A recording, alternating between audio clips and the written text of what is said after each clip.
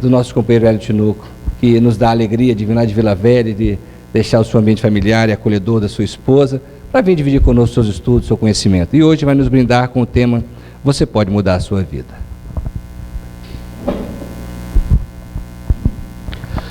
Boa noite, meus companheiros e minhas companheiras.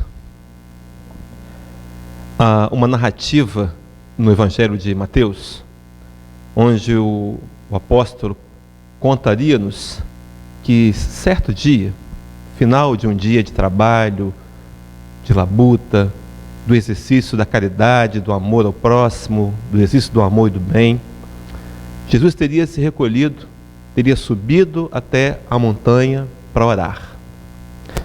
E lá do alto, ele enxerga Jerusalém. As primeiras lamparinas, começavam a se acenderem. E ele olha lá de cima e vê aquela vista de pontos de luz. E no momento de reflexão, ele diz assim: Jerusalém, Jerusalém, que mata os profetas e apedrejas aqueles que te são enviados. Quantas vezes quis eu fazer como uma galinha faz com seus pintinhos: abraçar, acolher, proteger, nutrir, defender. E completa Jesus dizendo: mas vós não o quisestes. No Evangelho de João, primeiro capítulo, o evangelista vai dizer para a gente um versículo que diz assim: veio para os que eram seus e os seus não o receberam. Queridos, ao longo da história da humanidade, nós temos tentado compreender Jesus, esse amoroso Nazareno, com uma profundidade de sentimentos que nos foge às percepções. Não dá para compreendê-lo. E quem sabe ao longo da história temos tentado e não conseguido. Criamos as teologias, criamos raciocínios para tentar explicar e nos distanciamos da verdade. No entanto, com o passar dos séculos e o amadurecimento da consciência imortal, dos espíritos imortais que nós somos, nos preparamos, nos deixamos prontos para receber as explicações que viriam através do Espiritismo, fazendo o Evangelho do Cristo redivivo. E nessa noite, numa outra oportunidade, estamos sentados numa assembleia, em torno do Evangelho, da mesa do Evangelho de Jesus, para compreendê-lo. Quem sabe, ouvindo a visão do Espiritismo, nós possamos abrir definitivamente nossos corações, para que o seu Evangelho cale profundamente no nosso íntimo, a fim de que as suas ações, os seus conselhos, os seus exemplos possam se tornar nossos, para que possamos na rotina, na vida, no dia a dia, tentar vivenciar a realidade do amor de Jesus. Então que ele, através dos seus prepostos iluminados que se encontram aqui, da equipe do irmão Tomé, possa nos orientar, nos intuir, nos instruir, para que todos nós presentes, encarnados e desencarnados, saiamos daqui levando o coração cheio de esperança, cheio de paz, desse otimismo santo, com o desejo sincero, honesto no coração, de tentar aplicar o Evangelho à vida e aprender a amar através do caminho do bem e do exercício da caridade. Que ele nos ampare a todos. O tema proposto: você pode mudar a sua vida. No Espiritismo, os companheiros que são palestrantes vão testemunhar isso comigo. Antigamente eu dizia que tinha 2 tipos de escolher tema de palestras. Descobri que são 3. Primeiro, é aquele que você está em casa, nos seus estudos, de repente vem uma ideia, vem um raciocínio, e você começa a investigar, a se aprofundar, cria uma palestra e oferece a palestra para as casas espíritas. Há aquele, o segundo, que é o exemplo desse caso de hoje, quando a casa te telefona, a casa vai marcar uma palestra, te encomenda um tema, te dá um tema. E recentemente descobri o terceiro, quando você faz um tema por engano. A companheira me ligou, pediu para que eu falasse, o telefone não estava muito bom, que eu falasse do Livro dos Espíritos. Preparei o material, quando eu cheguei na casa ela falou: não, o tema que eu te falei era o Livro Espírita. Mas enfim, por acaso criou-se um tema. Esse tema foi um tema pedido pelo GELP, pelo Grupo Espírita Lamartino Palhano Júnior, e os companheiros, e o companheiro Leonardo Pereira, que a gente conhece bem aqui, me deu o tema. E quando ele me deu o tema, eu pensei, eu preciso trabalhar algo que não confunda, não seja confundido com autoajuda. Não que eu tenha nada contra a autoajuda. Pelo contrário, ele tem o seu momento. Talvez tenha se perdido na ideia de que nós podemos fazer qualquer coisa com a força e a energia mental. A gente sabe, nos espíritos que somos, que há uma limitação. Há dificuldades que nós enfrentaremos que não há energia mental que mude. São consequências de ações do passado, são programações reencarnatórias para expiação, alguma dor que não vamos poder aliviar, não vamos poder passar sem ela. Mas, enfim, falar de você pode mudar a sua vida também é motivacional, porque o Evangelho é motivacional. A doutrina dos Espíritos motiva porque ela nos mostra quem de fato nós somos e nos faz contemplar um futuro maravilhoso, queridos. Nós caminhamos para dias extremamente melhores na Terra, no planeta. Daqui a alguns séculos nós vamos esquecer que houve algum dia o mal. Tem uma passagem do Evangelho segundo o Espiritismo que diz que as gerações do futuro só vão se lembrar do mal como se fosse uma lenda, um mito. Eles não vão compreender, eles vão tentar entender, mas não vão compreender os escritos da história, que as pessoas se matavam numa guerra, que deixavam seus irmãos passarem fome. Não vamos compreender. Caminhamos para dias melhores. Mas esses dias começam agora, com as crenças que nós construímos em nós. Por isso, quando nós vamos falar de você pode mudar a sua vida, eu vou trazer aqui conceitos profundamente espíritas, mas solidificados numa verdade racional, que vão nos motivar e nos incentivar a caminhar adiante, apesar dos problemas que todos nós temos. Diferentes talvez de categoria, mas todos nós temos desafios da vida. Estamos num planeta, bem verdade, de regeneração, mas ainda muito marcado por provas e expiações. O momento da regeneração já iniciou-se, mas ainda nos seus primeiros momentos, seus primeiros passos, que ainda vivenciamos com muita dor, muita dificuldade. Embora já estejamos num burilamento, numa turbulência, aonde a gente começa a perceber que as coisas caminham para mudar e para melhor. Inclusive as crises atuais, a crise que vivenciamos, uma crise ética, moral, política, financeira, nos convidando a repensar o futuro de um planeta mais justo, mais amoroso, mais humanitário. Mas, enfim, pensar em você pode mudar a sua vida. Vamos, em cima dessa frase, tecer alguns raciocínios. Vamos começar primeiro pensando em você. Quem é você? Quem somos nós?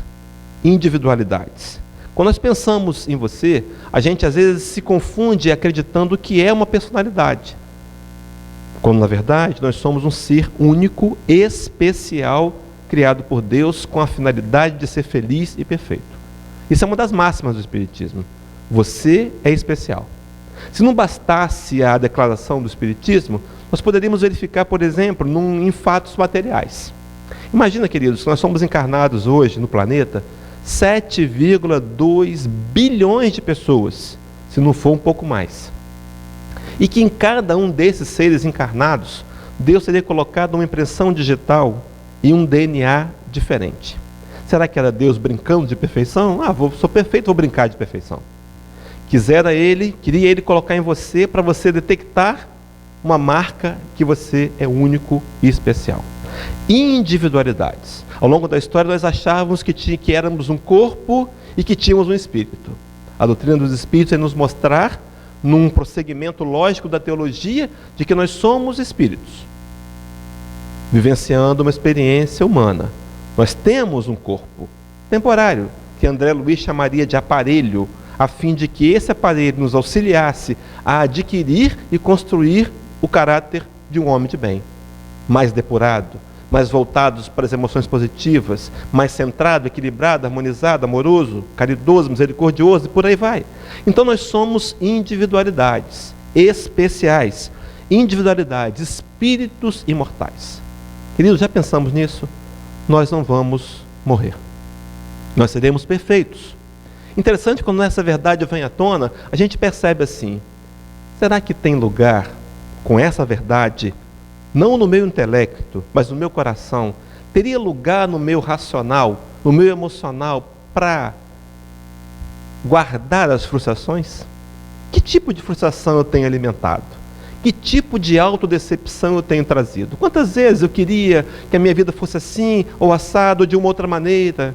Quantos projetos nós fizemos? Quantos foram, queridos, ao longo da vida, que não deram certo? Quantos?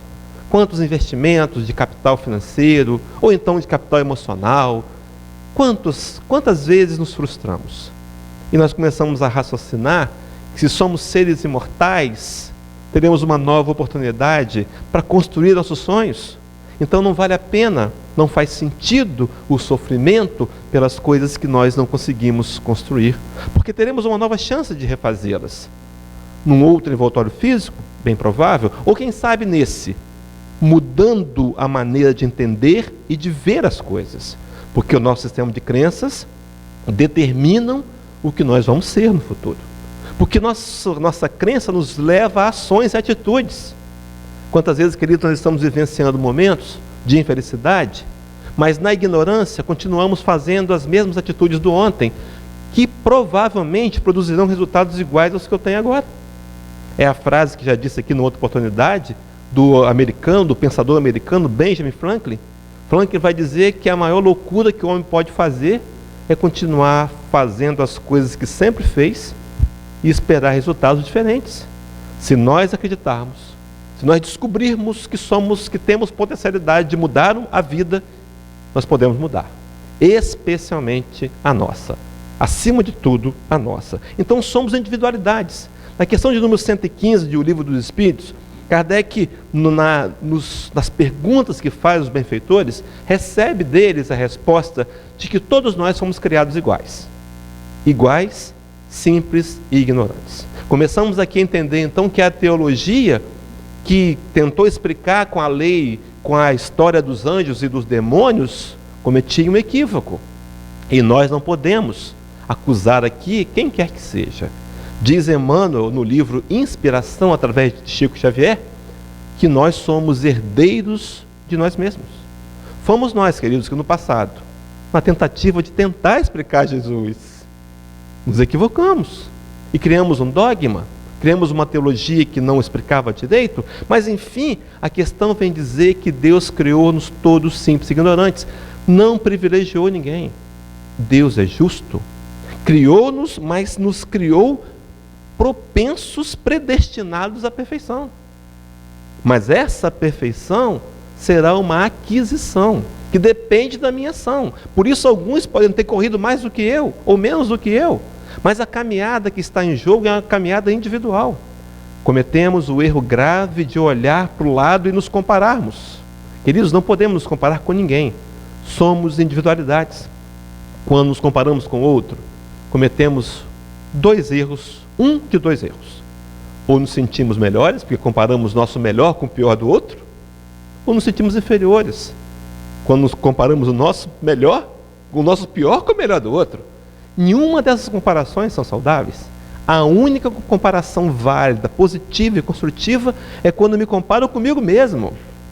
Assim, dando aval a Allan Kardec, na questão 918 do Livro dos Espíritos, onde ele diria que o homem de bem é aquele que hoje procura ser melhor que ontem, e amanhã há de procurar ser melhor que hoje, entendendo o movimento progressivo, constante, ativo. Então somos seres, queridos, criados para ser perfeitos. Continuando o raciocínio, não somos perfeitos ainda, mas somos perfectíveis. Todos nós, um dia, seremos anjos. Há uma música que canta assim: todos nós seremos um dia um Cristo. Claro que levará talvez alguns bilhões de anos, provavelmente é uns 5,4, esse número sai da ciência, que diz que daqui a 5,4 bilhões de anos o planeta vai explodir, porque nós não vamos mais precisar da matéria no nível de evolução moral em que vamos estar. A Terra será um planeta etéreo. Diz Emmanuel no livro A Caminho da Luz, de forma muito poética, referindo-se a Jesus, que se tornou Cristo há alguns bilhões de anos. Por isso está avançado, extremamente avançado no seu nível de evolução moral. Mas diz Emmanuel que o planeta que Jesus passou uma temporada para se tornar Cristo, já virou poeira dos sóis. Queridos, esse fato é importante porque nós começamos a entender que Jesus passou pelas coisas que nós passamos. Ele sabe da nossa luta. Ele sabe da nossa dor de acordar de manhã, tem um objetivo, se manter equilibrado, harmonizado e ao longo do dia não conseguir. Descuidados, perdemos a cabeça. Invigilantes, dizemos o que não deveríamos. Precisamos entender que somos perfectíveis, não perfeitos ainda. E que esse erro faz parte do aprendizado. Diz os filósofos que o erro não existe. O erro é uma etapa do acerto. Caminhamos então para ser perfeitos. Me lembrei agora de Thomas Alva Edison, o inventor e descobridor, inventor da lâmpada elétrica, né?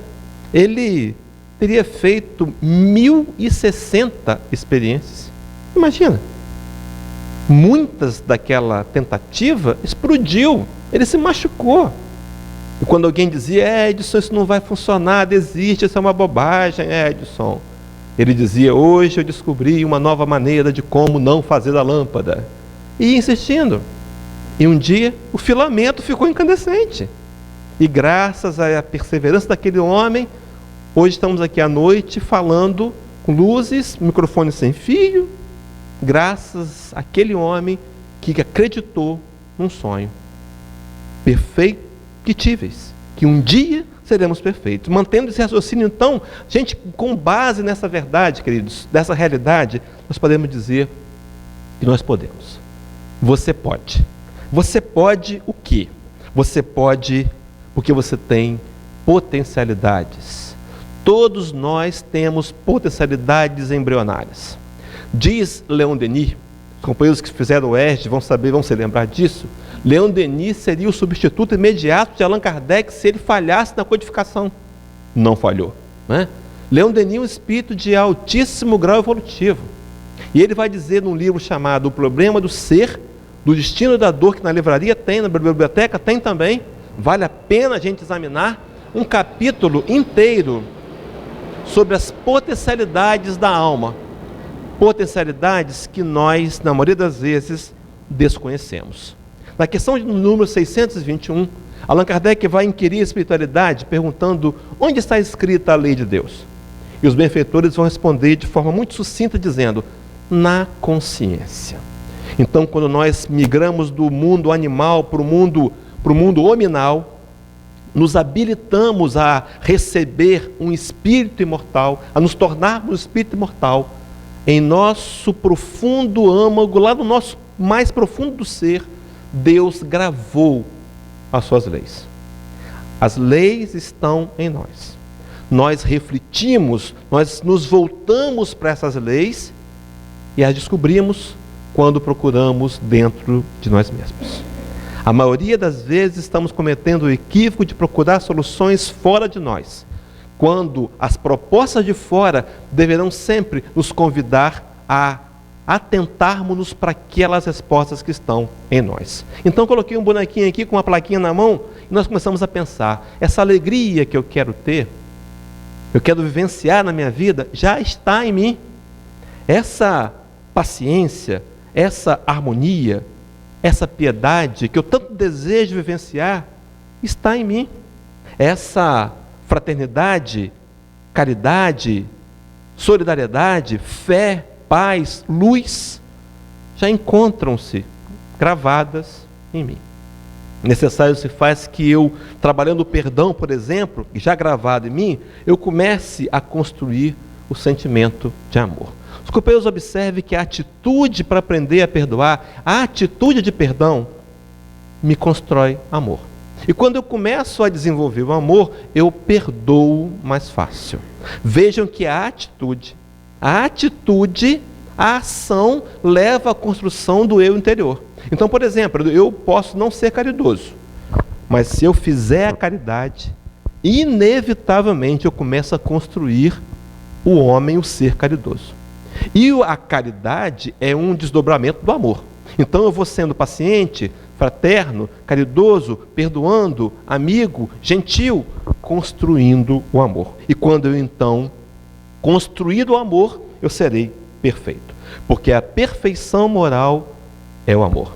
Diria Jesus certa vez aos seus discípulos, ainda muito imaturos, que os seus discípulos, nós, seríamos conhecidos por muito amar.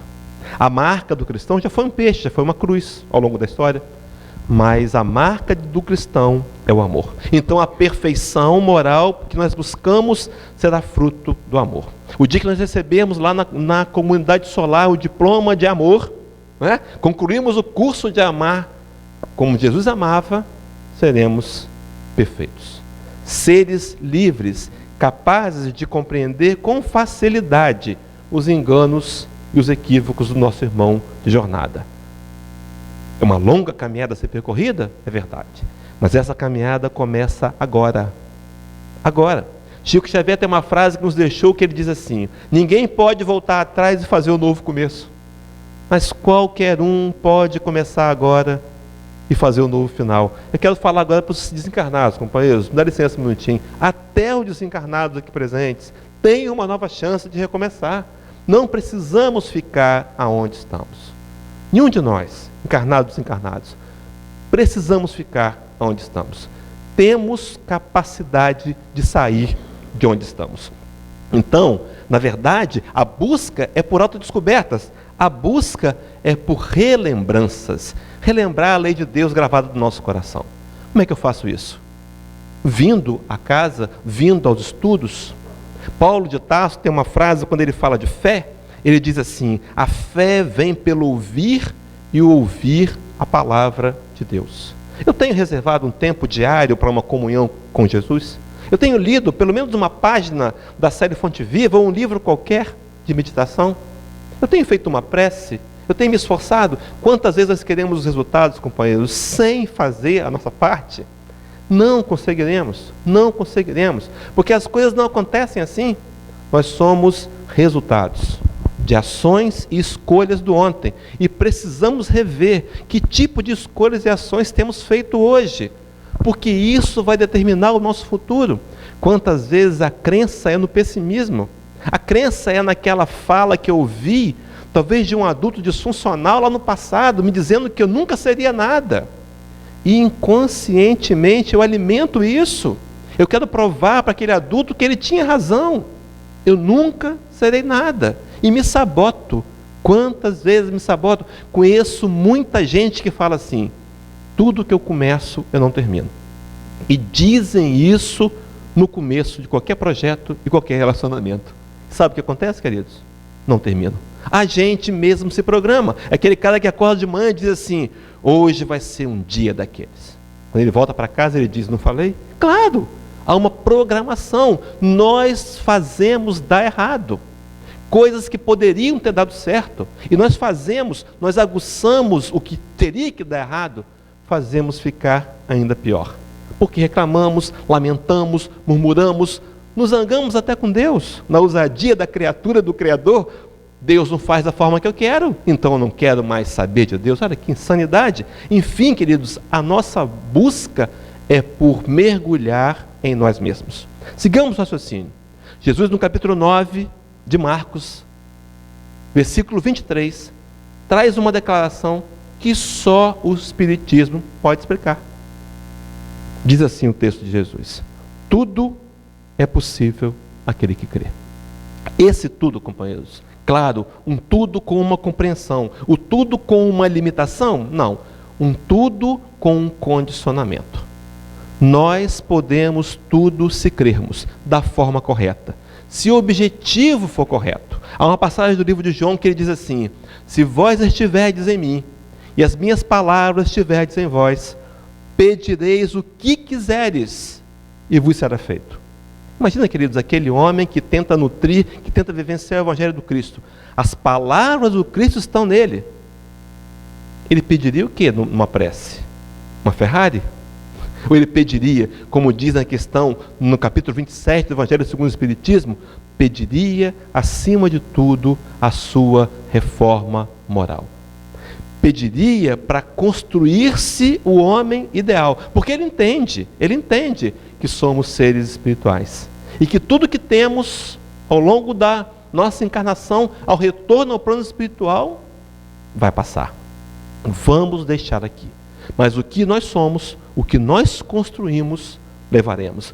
Tudo é possível ao que crê. Na questão 909, para a gente poder seguir o raciocínio, Allan Kardec faz para mim uma das questões que são das mais intrigantes. Kardec pergunta aos benfeitores: poderia sempre o homem, pelos seus esforços, vencer as suas más inclinações? A pergunta é capciosa. E a resposta, eu ia dizer que é cruel, mas os benfeitores não podem ser cruéis. A resposta dói. Diz os benfeitores: sim, e frequentemente fazendo esforços muito insignificantes. O que lhe falta é a vontade. E ainda remata: quão poucos dentre vós fazem esforços. Viemos, queridos, das linhas teológicas, onde o salvacionismo, onde o Cristo teria morrido por nós e teria feito tudo. Não tínhamos que fazer mais nada. Nos enganamos. Ao retornar ao plano espiritual, vimos que perdemos tempo na encarnação. Mas agora, conscientes, sabemos que a mudança e a transformação moral só vem pelos esforços. Levaria Allan Kardec, no Evangelho segundo o Espiritismo, capítulo 17, item 6, dizer... É 17, 6 ou é 6, 6? 5, 6. Bom, me confundi, fica a dever de casa para os companheiros. Mas diz Allan Kardec: reconhecereis o verdadeiro espírita pela sua transformação moral e pelos esforços que faz para domar as más inclinações. Não dá para domar a nós mesmos sem esforços, sem determinação, sem coragem e sem fé. Esse era grande. E sem fé na possibilidade de nos conquistar a nós mesmos. O Cristo teria dito: o reino de Deus está dentro de vós. A construção é pessoal. Mantendo então essa linha de raciocínio, sim, marquei o sim ali, vou fazer uma brincadeira com as palavras, mas esse sim depende da vontade, e a gente vai dizer assim: sim, você pode. Você pode sim. Ainda vou acrescentar aqui: pode ser você sim. Sim, pode ser você. Quantas vezes nós nos sabotando, no ato da sabotagem, a gente sabe que tem capacidade para passar num concurso público, por exemplo, estudamos, nos preparamos bem, no dia da prova a gente dorme, perde a hora, nos sabotamos. Ou então vamos para lá com um profundo sentimento de descrença e desistimos. Queridos, nós pode ser com você. Coisas boas acontecem com todos, não só com alguns. E isso é uma visão errada. Coisas boas foram feitas para acontecer com a gente, quando nós acreditarmos que merecemos. Na maioria das vezes é a nossa própria crença limitadora das nossas aquisições morais, espirituais, materiais também. Quantas vezes eu não consigo porque eu não acredito? Tudo bem? Podemos seguir? Agora sim, a frase de João capítulo 14, versículo 12, que diz assim: na verdade vos digo que aquele que crê em mim também fará as obras que eu faço, e as fará maiores do que estas, porque eu vou para o meu Pai. Como que se explica isso, né? Jesus dizendo para você, individualidade mortal, que você fará as obras que ele fez, e maiores. A gente até diz assim: não dá para acreditar. Temos que acreditar, porque isso é uma realidade a ser conquistada no futuro distante, mas uma realidade que a gente pode começar a conquistar agora. Queridos, imagina na época de Jesus, nos dias lá às margens de Cafarnaum, às margens do Tiberíades, lá em Cafarnaum. E aí, Jesus trabalhando uma energia que nós não conhecemos ainda, mas vamos chegar nela, caminhamos para isso. A revista Isto É dessa semana vai trazer uma reportagem, não sei quantos vídeos na internet, circulou bastante pelos WhatsApps aí, falando sobre a questão da espiritualidade e a medicina. Jesus trabalhava uma energia chamada quintessenciada. Alguns estudiosos costumam dizer que a energia é de quinta dimensão. Imagina que nós só conhecemos 3 dimensões: profundidade, largura e altura. Ele trabalhava mais 2, que a gente não sabe qual é. Então ele via um leproso sem as mãos, não tinha mais a mão. E ele trabalhava uma energia de aglomerar, juntar matéria e moléculas e células e reconstruía a mão do leproso. Era um milagre. A gente achava que era um milagre. Uma ciência. Imagina, queridos, um dia você fazendo isso. Faremos isso. E ainda mais, acalmar mares vai ser brincadeira para a gente. Num futuro. Esse futuro começa agora. Com a crença na possibilidade de que eu posso e de que as verdades de Jesus se renovam para mim, para você, encarnado e desencarnado, nessa noite de terça-feira. Por exemplo, vou dar o exemplo dos discípulos. Vou permitir os companheiros que escolham. Quem quer João aí ou Pedro? Pode escolher. Escolhe para mim, Pedro ou João? João. João Evangelista. João era um homem, um garoto, um rapazote quando conheceu Jesus. Na crucificação ele tinha em torno de 17 anos, João. João não tinha muita educação. Não tinha. Era um homem, um garoto, um rapaz rude. Rude. A ponto de, no livro de Marcos, capítulo 3, Jesus amorosamente apelidá-lo de filho do trovão. Ele devia falar gritando, né? Ele não sabia falar com calma, gritava. Mas ele fez um estágio com Jesus. Foram 3 anos. Aprendeu muita coisa. Experienciou Jesus nas suas atitudes. Foi aprendendo. E agora, depois da crucificação de Jesus, pelas perseguições, mas ele encontra com Jesus materializado por 40 dias. Em vários episódios, parece que 11 vezes aparece o Cristo aos seus discípulos. E ele entende a imortalidade da alma. E ele se enche de uma coragem diferente. E se transforma num dos pilares do cristianismo primitivo. Esse homem, no final da sua história, velhinho, morando na ilha de Patmos, isolado, exilado, porque tentaram matá-lo. Colocaram num barril de resina, tacaram fogo, mas ele não morreu. Não se sabe por quê. Resolveram então colocá-lo numa ilha, onde ele escreve 3 cartas e o livro de Apocalipse. E sabe qual era o apelido que ele tinha lá agora? Apóstolo do amor. De filho do trovão a apóstolo do amor. Um homem que descobriu potencialidades que nem mesmo ele conhecia. Como ele, nós, queridos. Nós somos especiais. Temos potencialidades a serem descobertas. Claro que levará um tempo. Os companheiros conhecem aquela história, já contei aqui quando fiz uma outra palestra, a história do caçador que vinha andando pela floresta com sua espingarda, de repente ele ouve uma voz dizendo assim: ei, cuidado comigo aqui. Ele olha para cima, não vê ninguém, olha para trás, para o lado, de repente ele olha para o chão, vê uma semente. Uma semente. E de repente a semente diz para aquele homem, ele ri e brinca, diz: olha, uma semente que fala. Acho que eu antecipei a história da semente. Uma semente que fala, e aquela semente diz: olha aqui, botou a mãozinha na cintura, ficou chateada, eu não sou uma semente. Olha lá, eu estou uma semente. Eu sou uma grande árvore frutífera. Queridos, somos nós.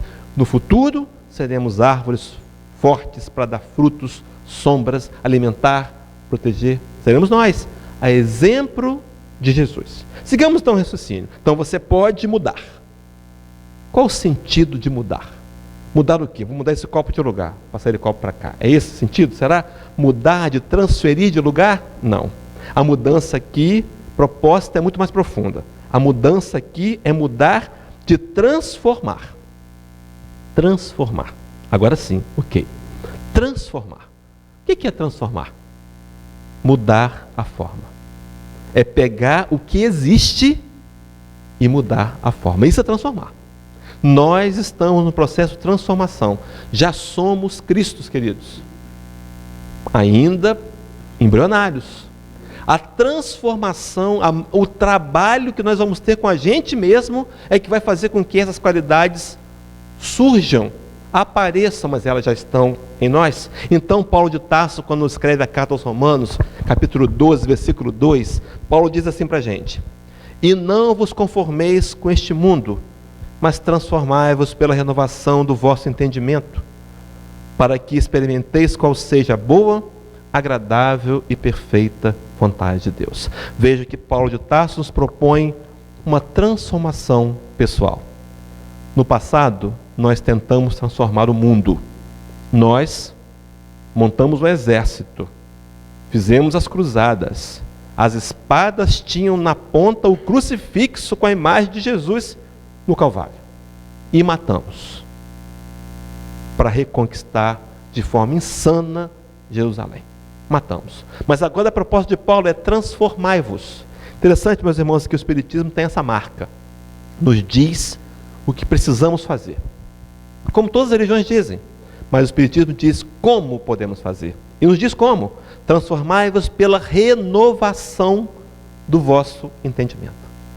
Talvez, meus irmãos, se eu parar para refletir honestamente em mim, com a proposta de ceder, de me renunciar, de colocar no lugar das minhas crenças, propostas do Evangelho do Cristo, muitos dos meus problemas serão eliminados, não terão sentido mais. Se eu compreender que muitas das minhas lutas são só materiais, eu não sou matéria, elas perdem sentido. Mudança de entendimento. Vou contar uma história. Havia um homem que tinha 6 filhos, a esposa, muito pobres, morava num pequeno cômodo. E ele estava infeliz com a sua situação, muito infeliz. E ele procurou o padre da sua cidade e falou: padre, eu não aguento mais essa vida, são 6 filhos, a minha mulher, muita pobreza, eu queria mudar de vida. E o padre falou: você quer mudar de vida? Ele disse: eu quero. Tem certeza? Tenho. Convidou-o a ir até os fundos da igreja. Naquela ocasião, no interior, tinha uma casa paroquial, né? E lá tinha umas criações, dentre elas um bode. Os companheiros conhecem bode? O bode limpo não cheira bem. Limpo, não é? O bode tem um cheiro desagradável. E disse o padre para aquele homem: você vai levar esse bode para sua casa e vai ficar com ele 1 semana dentro de casa. Mas padre, olha, você quer mudar de vida? Bom, quero. Levou o bode, cordinha e bode, dentro de casa, 6 crianças e a mulher, um cômodo só, 1 semana. Queridos, a gente sabe que o inferno não existe, mas a vida daquele homem foi um inferno. Acabou a semana, ele puxou a cordinha, levou o bode. Quando ele viu o padre: padre, vem trazer o bode. Meu filho, não era para trazer o bode agora. Sabe, vai ficar mais 1 semana. Quase que o homem se matou. Mas ele sabia que era pecado mortal, resolveu voltar atrás, levou o bode para casa. A mulher quase bateu nele, mas ele ficou mais 1 semana com o bode. No final daquelas 2 semanas, ele entregou o bode para o padre aceitou e ele foi embora para casa. Passados alguns dias, ele encontra o padre na rua e o padre perguntou: meu filho, como é que está a sua vida? Ele disse: ah, padre, que vida boa. Eu, meu casebre, meus 6 filhos, a minha mulher, que vida boa. Queridos, o que mudou? Nada, não mudou nada para aquele homem. Mudou a maneira dele ver, de entender que problemas não são problemas, são desafios, oportunidades para crescer. Se a gente conseguir mudar a perspectiva, o foco, e entender que as coisas pelas quais eu passo são naturais. Se eu olhar para o lado, não para me comparar, mas para observar a história do outro, estão passando também por dificuldades. O que eu preciso fazer? Trazer esse conhecimento, mudar a mim mesmo, para que eu possa conseguir, então, mudar a minha vida. Vamos considerar o que é vida. Vida, vamos pensar em vida? Eu trouxe 2 variantes para a vida. A primeira delas, vida como sendo porção limitada de energia vital. Então a gente faz uma programação reencarnatória, você vai encarnar lá no mundo espiritual, vão escolher a família que você vem, os problemas provavelmente você vai ter, onde você vai morar e tal, suas características físicas, para você poder ampliar as suas aquisições morais, espirituais. E aí, você vai viver 50 anos, 100, tem uma porção de energia vital. Isso é uma vida, a vida corporal. Isso é um tipo de vida. Mas a mudança de vida que eu quero propor aqui é essa que a gente leva em conta, a imortalidade da alma. Essa vida espiritual. A vida que Jesus se referia. Vim para que tenham vida. E vida em abundância. Não era de matéria. Não era de matéria. Nós criamos aí a chamada a apologia, a ideia do evangelho da prosperidade. Um equívoco, mais um equívoco na teologia.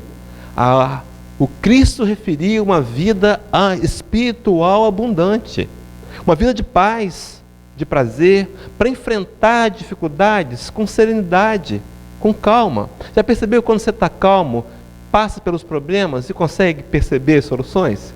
Quando você está desesperado, você não vê solução, você só enxerga o problema e ele cresce de tamanho, ele fica absurdamente maior. Então a ideia aqui é trabalhar essa vida, falar de vida espiritual. Mas vamos pensar em vida corporal. Como é que eu posso fazer?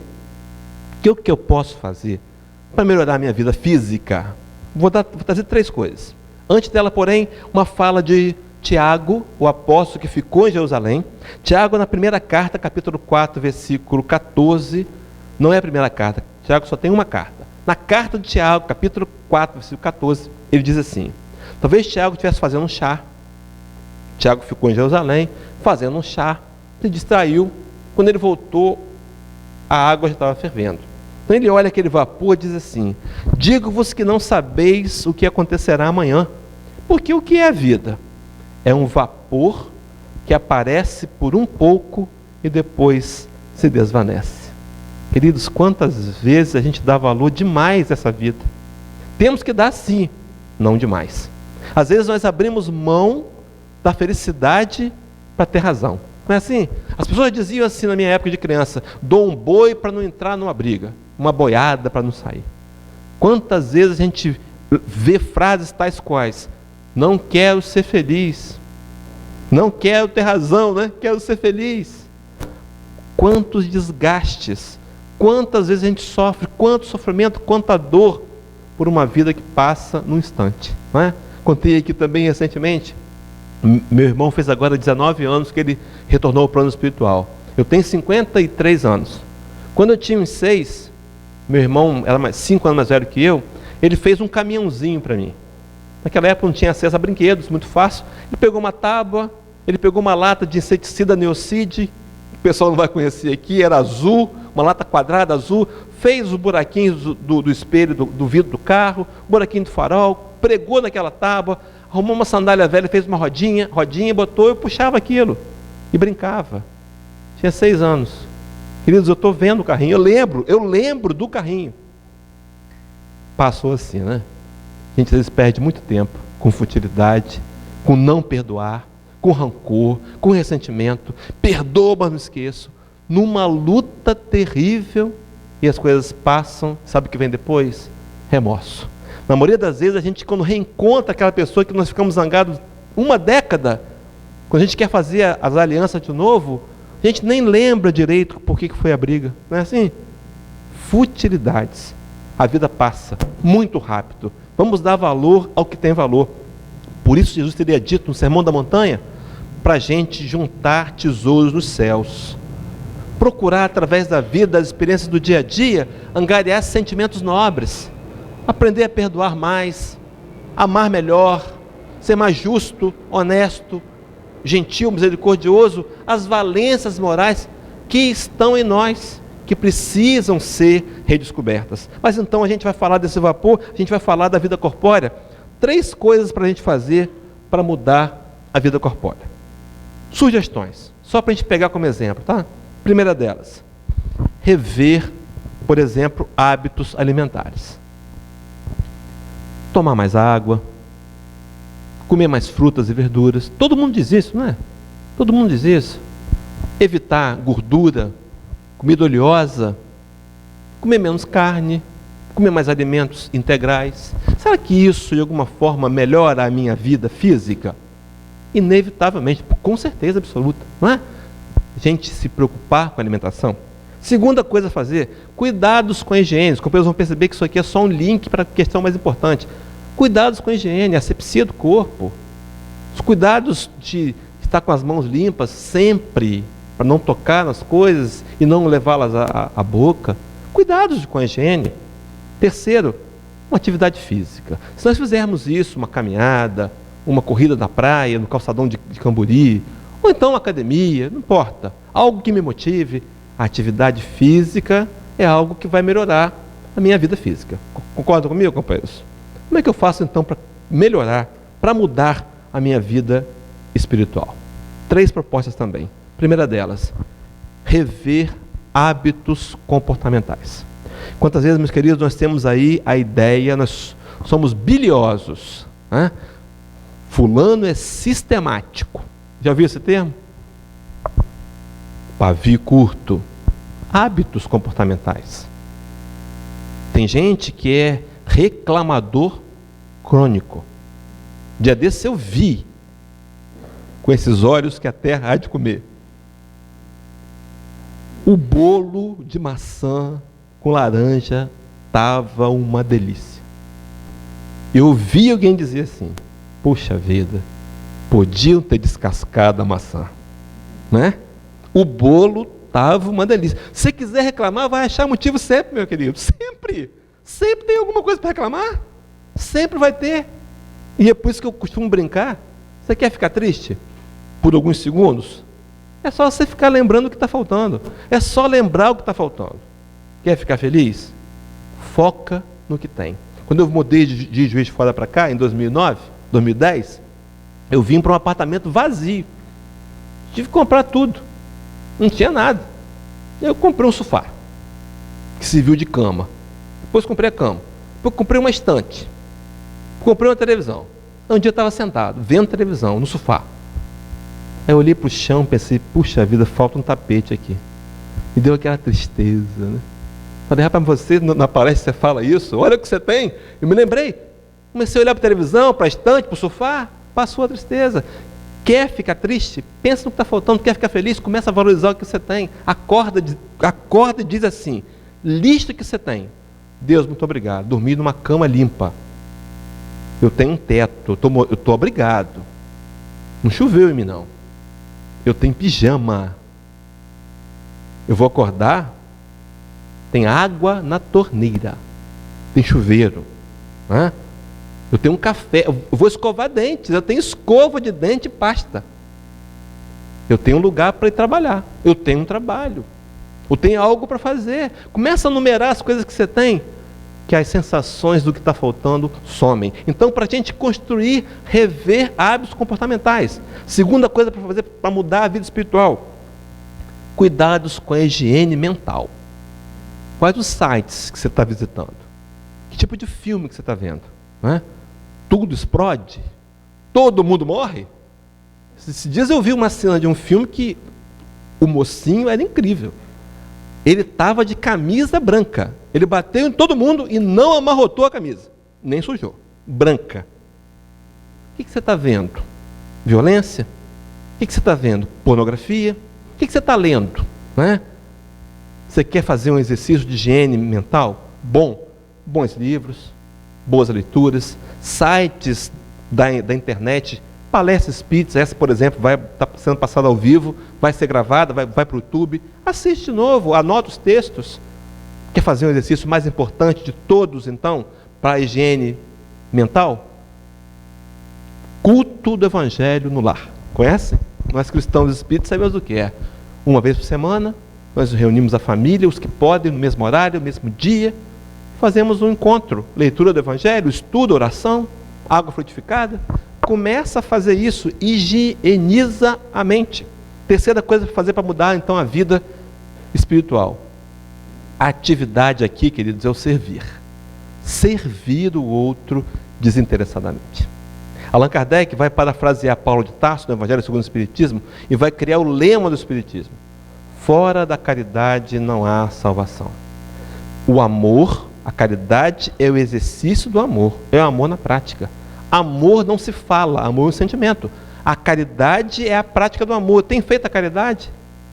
Ah, eu estou triste, eu estou com problema. Se propõe a ser um voluntário em qualquer instituição ou aqui na casa. Vem aqui para casa. Pergunta a direção da casa se não tem serviço para você. Todo dia tem, vem para cá, vem ajudar e fazer alguma coisa. Começa a servir. Me lembro daquela ocasião que Jesus encontrou com seus discípulos. Ouviu, talvez à distância, magneticamente, os discípulos concorriam entre si. Imaturos ainda, né? Pensando assim: quem será o maior entre nós? Quem será o mais importante aqui? Pedro, mais velho, 40 anos. João, mais novo, 17, 16. E aí Jesus chega para eles e fala assim: olha, aquele que dentre vós quiser ser o maior, seja o que mais sirva. A nossa marca tem que ser o amor, e o amor pelo serviço.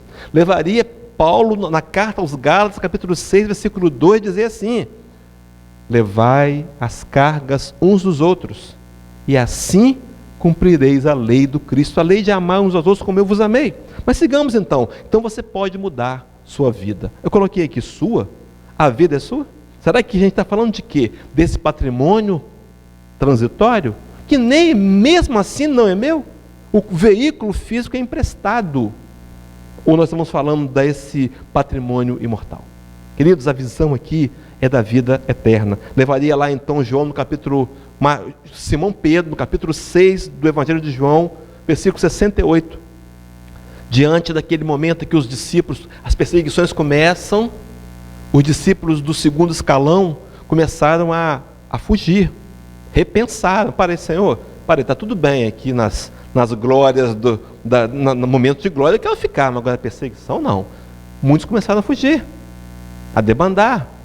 E o Cristo olha para os seus discípulos, para os 12, e diz: vem cá, vocês não querem aproveitar também? E ir juntos? Pedro vai dizer assim: Senhor, para quem iremos nós? Tu tens as palavras da vida eterna. Pedro reconheceu que o projeto de Jesus não é material. Paulo reconheceu no texto que nós lemos, preso, apedrejado, e dizia: tudo posso daquele que me fortalece. Porque a visão que nós tínhamos era uma visão material. A proposta do Cristo da construção do reino no coração, dos sentimentos, das emoções, da paz, queridos, da paz que nenhum bem material supre. Não supre. Você vai lá na agência comprar um Corolla novo, dá aquela emoção, aquela sensação, daqui uns dias, passou, porque a matéria não pode matar a sede da alma, só o alimento espiritual. Então Pedro entendeu isso. Senhor, para quem iremos nós? Tu tens as palavras de vida eterna. Então você, coloquei o dedo apontando para você, você pode mudar sua vida. Mas eu quero fazer algumas considerações antes de terminar. Só você pode. Quantas vezes nós queremos que o outro mude a nossa vida? Ou quantas vezes nós queremos mudar a vida do outro? Né? Esquece, queridos. Ninguém muda ninguém. Com sorte e com trabalho, nós mudamos só a nós mesmos. Há duas coisas que não podemos mudar e duas que podemos mudar. Duas que não podemos mudar. O outro é a nossa história. É sua. Com os erros, com os equívocos, com os acertos, é sua história. Aceita a sua história. Se perdoa. Começa daqui para frente. Não fica lamentando ontem, não. E duas coisas que você pode mudar: os seus conceitos e você mesmo. Mudando os seus conceitos. É difícil? É um desafio. Porque a gente às vezes está naquele atavismo, está enraizado lá. Mas eu posso mudar, só você pode mudar. Mas um outro detalhe: você não pode mudar sozinho. Precisamos uns dos outros. A ideia do egoísmo, a falsa ideia que o orgulho e o egoísmo alimentam, é de que nós somos autossuficientes. Posso fazer as coisas do meu jeito, sozinho, não preciso de ninguém. É verdade? Para tomar um gole de água, vamos pensar quantas mãos passaram para pegar essa água aqui, para trazer essa água para mim? Só que na casa, quantas pessoas foram lá buscar água? E para bombear essa água do rio? E para tratar essa água? E para colocar os produtos químicos? Quem inventou isso? E a geladeira? E Nadir Figueiredo? Quantas pessoas o copo? Quantas pessoas? Eu sou autossuficiente? Então vai na montanha tomar água. Come também. Planta e colhe e come. Precisamos uns dos outros, meus amigos, o tempo todo. Somos seres sociáveis, é uma lei, a lei de sociedade. Precisamos uns dos outros para vencer o orgulho, o egoísmo, para descobrirmos que precisamos ceder mais, compreender que o outro falha, como eu falho também, relevar, continuar a caminhar de mãos dadas. Recebi pelo Facebook esse dia um post que fala, aquele negocinho que vem no Facebook, dizendo assim: o dia que todos nós dermos as mãos, não haverá aquele que possa empunhar uma arma. Não é isso? Jesus teria dito isso, que nós seríamos um dia ovelhas de um só rebanho. Nenhuma de suas ovelhas se perderia, seres especiais, criados para ser perfeitos. Precisamos acreditar nisso e que dependemos uns dos outros. E então Paulo de Tarso, na carta aos Filipenses, capítulo 4, versículo 13, agora sim, para terminar, tudo posso naquele que me fortalece. Dá para entender agora? Tudo posso, mas naquele que me fortalece. Jesus, capítulo 15 do Evangelho de João, versículo 5, parte B. Sem mim, nada podeis fazer. E ainda tentamos fazer de nossa maneira. E pior, queremos que Deus siga os nossos conselhos, as nossas orientações, para fazer a nossa vontade. Não foi isso que ele ensinou. O Nazareno ensinou-nos a fazer a vontade de Deus. Que seja feita a tua vontade e não a minha. Para terminar essa cena, vamos voltar um pouco no tempo. Imagina esse garoto do lado de cá, esse rapaz enxergando o Nazareno crucificado. Crucificado. E ele deve ter pensado, tudo está perdido. Não tem mais jeito. Mataram. Ele está morto. Por um instante, tudo parecia perdido. De repente, o próprio Jesus, descendo da cruz, vem socorrê-lo nessa imagem. Talvez esse garoto seja um de nós, queridos, com crenças difíceis, com problemas, com dificuldades, com dor, com diagnóstico de doença grave, com um casamento difícil, relacionamentos complicados, mas Jesus vem nos socorrer sempre. Ele disse no livro de Mateus, capítulo 11, versículo 28, uma das falas que é das mais usadas em todas as tribunas religiosas do mundo. Ele diz assim: vinde a mim, todos vós que estáis cansados e sobrecarregados, e eu vos aliviarei. Ele promete alívio. A gente volta lá no começo, né?